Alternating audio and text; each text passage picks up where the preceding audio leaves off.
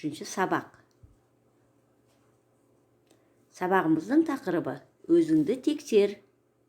Сабақтың мақсаты нені үйренгеніңді тексересің. Балалар, дәптерімізді ашып, бүгінгі күнді жазайық. 17 сәуір сынып жұмысы. Бірінші тапсырмаға қараймыз. Асында қос теңсіздікті жеке екі теңсіздікке ауыстыр. Яғни x белгісізі 12-ден артық, 15-тен кем теңсіздігін екі теңсіздікке ауыстыруымыз керек. Сан сәулесіне қос теңсіздіктің шешімдер жиын белгіле. Шешімдер жиын фигуралы жақшаның көмегімен жаз. Яғни бұл жерде x-тің мәнін фигуралы жақшаның көмегімен жазып, сан сәулесіне саламыз. Екінші тапсырма.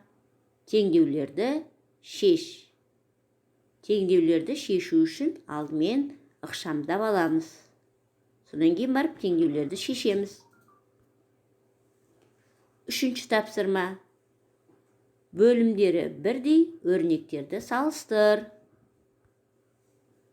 Төртінші тапсырма. Есеп бойынша әріпті өрнек жаз.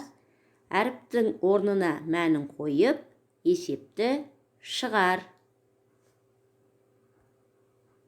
Бесінші тапсырма.